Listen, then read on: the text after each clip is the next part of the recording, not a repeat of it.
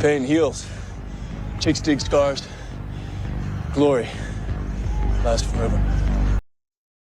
I have stayed away for the most part, obviously not completely away from coverage of Unrivaled this season because one, it has seemed to be completely irrelevant. It doesn't seem to be a very big deal for all of you. I have talked about ratings here and there just to keep you updated on what's going on. And the reason I have covered that is not so much because of Unrivaled in and of itself, but because of the role that it is playing in the CBA negotiations with the WNBA when you have Nafisa Collier and Brianna Stewart, who are co founders, and you have a lot of players who have equity in the league, which is basically ownership, and you have them, specifically Nafisa and Brianna, being involved in negotiations with the WNBA, a rival league. There absolutely is a conflict of interest there. I won't break that all down. We've done that in the past. And so it was relevant to the WNBA, which means it was relevant to Caitlin Clark fans to see how Unrivaled was doing this season. And another part of it was, hey, they've got Paige Beckers this year. They've got a second season under their belt. They've got more teams. They've got Paige Beckers. They're going to travel like they just did for the first time ever. To me, no, I did not attend the game. Supposed massive audience of 21,000, although when you dig deeper, it seems like there might be a little involved in that because of the giveaway of a lot of tickets, corporations buying up blocks and that sort of thing. But that is neither here nor there because the end of the day, what matters in terms of a league taking that next step like the WNBA wants to do when you get into really massive salaries and the like, it is all about the media rights deals, which means it's all about TV ratings, the TV money, the media rights money. That is what allows all these salaries. These players could not get paid anywhere near what they get paid. Not the WNBA. I meant the bigger leagues right now, the massive salaries in the NBA and Major League Baseball and so on without TV. They could not do that just based on the gate. I mean, think about it for the NFL too, especially when you look at the salaries in the NFL.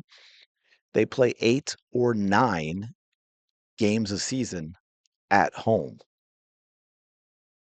and they're going to pay players 10, 20, 30, 40, $50 million a season with a roster of 53 and a practice squad. And I swear some of these teams, it seems like they have more coaching staff than they do players, and on and on. That is all about the media rights deal and the ratings. That is what matters.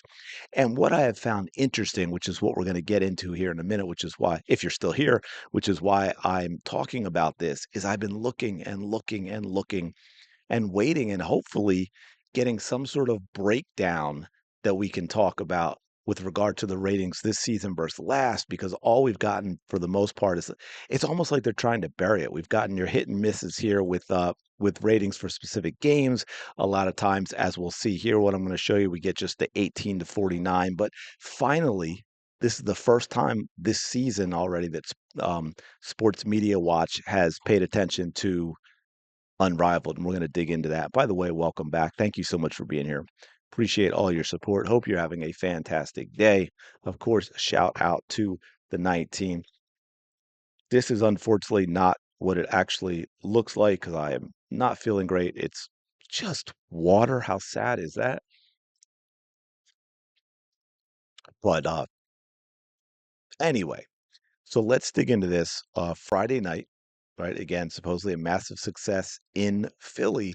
How did that look on television? Well, Unrivaled Breeze versus Phantom on TNT, not True TV, TNT, 40,000 viewers in the 18 to 49, giving it a rank of 146th on, I believe that is just cable. That's not including broadcast. And then Unrivaled Rose versus Lunar Owls, also on TNT. Again, 40,000, and that is 160th. So there's obviously a little difference in the number there.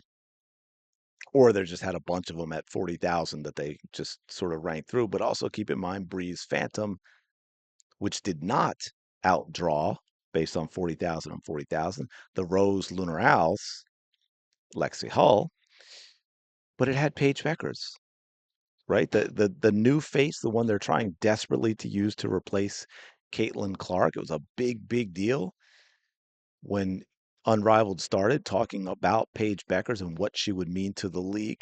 But this shows you a few things.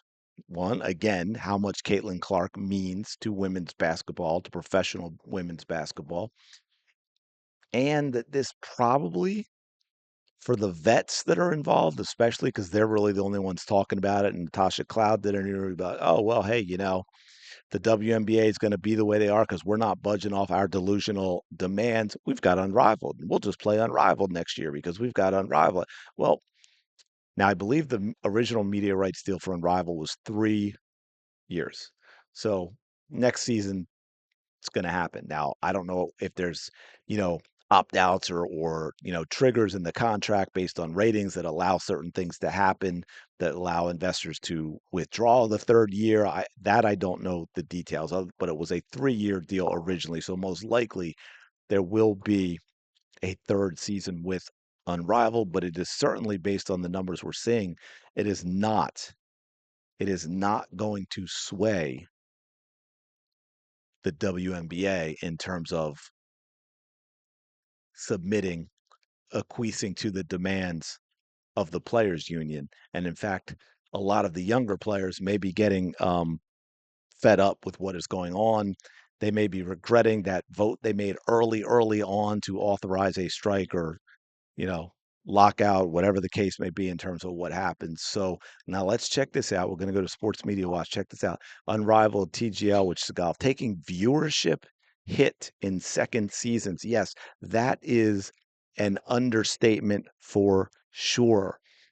Unrivaled, the women's 3x3 basketball league, averaging 103,000 viewers across TNT on True TV through week 3 of the season as of January 26th. So that's not even including the numbers we just saw with that big supposed success in Philadelphia that only drew 40,000 in the 18 to 49 demographic. That is down 44% from the first 3 weeks of last year's inaugural season, which averaged 185,000. Games simulcast on both TNT and True TV are averaging 135,000, while games that are exclusive to True TV averaging 64,000 viewers. Now, remember, keep in mind, I believe the opening weekend of Unrivaled last year drew, if I'm not mistaken, over 300,000 viewers. Okay.